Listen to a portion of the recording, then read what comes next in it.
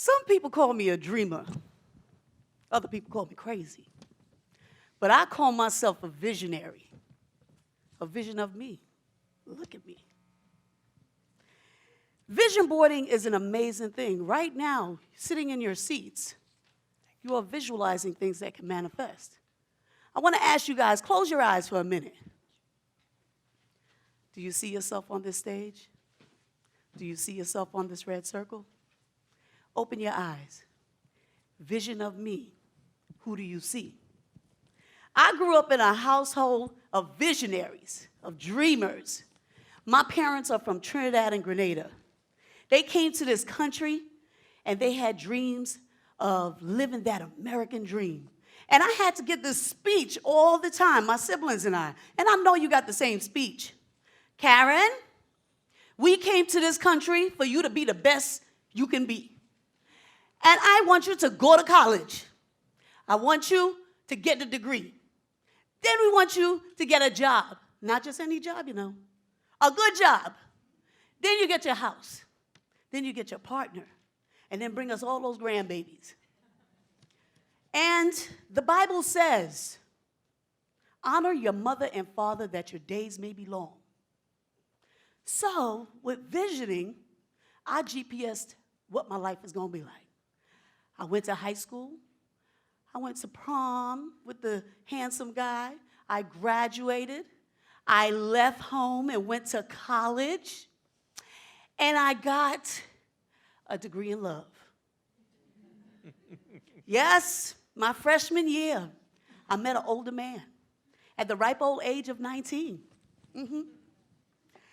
And I asked my dad, we approached our parents and said, we want to get married. He loves me. He loves me. And my dad said, no. But I said, he loves me. You're messing up my vision now. You're messing up my vision. And my dad said, just wait 4 years. What's wrong with waiting 4 years? But no, I was in love. That was part of the vision. That was my dream.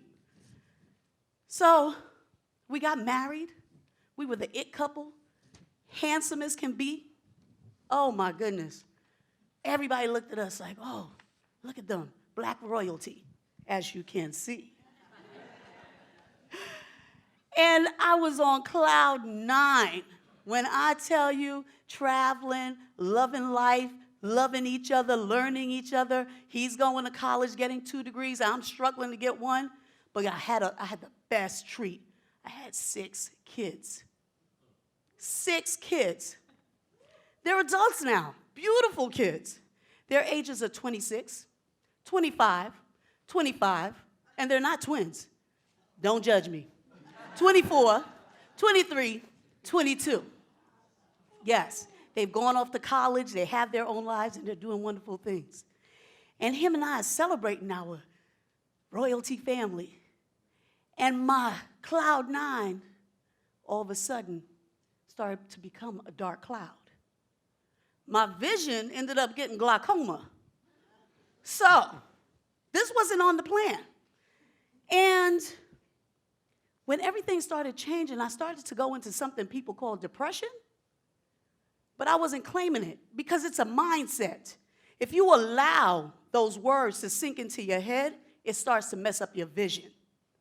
And with vision boarding, what you're doing is a law of attraction. You're attracting beautiful things into your life, but you can also attract negativity. So it's up to you to make that decision. So I found myself in a place that I just couldn't understand. And when he said he didn't love me anymore after 23 years, and I gave you 6 beautiful kids, I found myself on the train with a suitcase, an Armani suit, some great heels. I was looking good, but I was broken on the inside. All I had was my mindset and my vision. I'm on that train, and I had no place to go. I'm going from one end to the next. And if you know, in the city, there's a train called the A train. It's the entertainment train. You get singers, dancers, everything on there. So at the same time that I am in a depression, these visuals are kind of helping me because now I'm people watching. And I'm sitting on this train, and it's going from one end to the next, from one end to the next. 3 p.m. turned into 3 a.m. And I'm on the train with homeless people. But you know what I started to realize? They're homeless. They're without a home, but they're hopeful. And I was just as hopeful. And something mustered up in me to speak to one of the gentlemen. And I said, excuse me, can you just tell me what happened? And he said, I was a professor at Columbia University. And my wife died.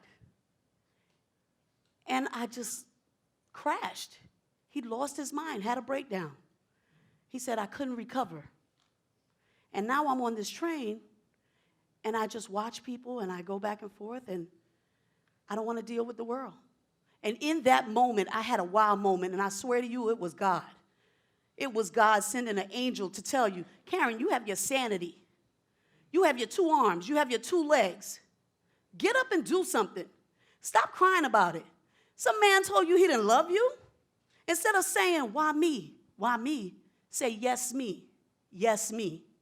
I started to dig deep into myself and started to realize, Karen, you love yourself. You're good enough. I ended up calling a friend. Do you know how hard it is for people to look up at you, and then you go to the bottom, and then you have to reach out to them and say, I need help? I reached out to my friends, and I said, I need a place to stay. She said, you know what? All I have is my couch. I went from a big house to no house, from a lot of money to no money, from 2 cars to no cars. I had to humble myself inside and say, I'll take it. I got off that train, and before I left, I told the man, God bless. But that visual in my head just reminded me how grateful I was in that moment. I got off on the stand, and on that platform, I looked at my purse, and I had 3 incredible things that the homeless people didn't have, my hopefuls. I had a Metro card, which legally got me on the train. I had a Planet Fitness card, which I could go take a shower. And I also had a picture of my children. That visual of my children gave me hope. Karen, do not give up. You have 5 daughters and 1 son. They are looking up to you. And women, when you have daughters, just realize it's your actions. When your sons are watching you, they are preparing themselves to be somebody's husband. So it's what woman are they going to go to, and how are they going to recover? So I had to put on my jacket, tie up those shoes, walk in that house, sit on that couch, and I said, this feeling right here, I don't ever want it again. So I started opening up magazines. I started cutting out pictures. I started just thinking, Karen, next year, this year, you are not going to be in this position. You are not going to be in this position. My vision board became my action board. My action board is something that gave me movement. Everybody around this season starts doing vision boards where there's an urgency to lose weight, or I'm going to be rich next year. But that's not what it's about. I've decided to create action boards because when you have a dream, it becomes your vision. When your vision has a date, it becomes your reality. In life, you don't get what you want, you get what you picture. So I'm asking everybody to take time out and visualize the things you want. Put it in a shoebox, and when you get a chance, you're going to get the tools to build your vision board. The tools are a construction paper or a canvas. That is your foundation. Your foundation has to be solid. It's like building a house. You don't want a cracked foundation. You're going to build a 10-bedroom house on a cracked foundation? That doesn't work. It doesn't work. That's like your relationship. When you see those red flags, leave it alone. You can't build a relationship off of that. Then you have the scissors. The scissors cuts away the negativity. Get those negative people out of your life. Leave them alone. If they're in your phone, delete them. It's your choice. It's your mindset. You understand what I'm saying? Get rid of them. Positive and negative cannot live in the same place. Then you have the glue. The glue for me is God. You put God first, everything starts to fall into place. Once you put your pictures on that board and you glue it together, everything starts to come together. Then you have the dates. You put the dates on there and it gives it that urgency. I have to get this done. Next year, this time, I'm going to have this amount of money. Now, when people do regular vision boards, they're just pulling out pictures, and they're saying, oh, I'm going to get a Bugatti, but you live in the hood. You can't have that Bugatti. It's going to get stolen or towed. I'm going to get a big old 10-bedroom house, but I can't even clean my bedroom. You understand? It has to be real. It has to work with each other, and then you build steps. With an action board, what you're going to do is put steps. I'm going to get up tomorrow morning. I'm going to walk 1 block. I'm going to build my dreams. And that's what we want to do. Last year, this time, I said, I'm going to get up and make a difference. And I'm going to have forgiveness in my heart. And when the world is grabbing at you, you have to have gratitude and be thankful in that moment. You have to ask, and you will receive. You have to acknowledge, and opportunities will come. You have to believe in yourself in order to move forward. You have to share your story, because you're one door knock away from saving somebody's life. Last year, this time, I said I would be on the TEDx stage. If you go to my Facebook or my Instagram, you will see it popped up yesterday. I am standing on this red circle. Like they said in the beginning, I do have a business called Vision Vegan Soul, but the meaning of the name is what's important. The vision is how you GPS your best life. The vegan is how I eat, but it's also how I live. The things I see, the things I hear, the things I put in my mouth, and the people I surround myself with. That's a vegan lifestyle. Good things in and good things out. And the soul is all this flavor right here talking to you.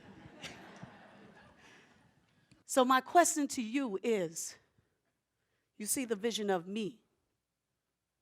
What's the vision for you? Thank you.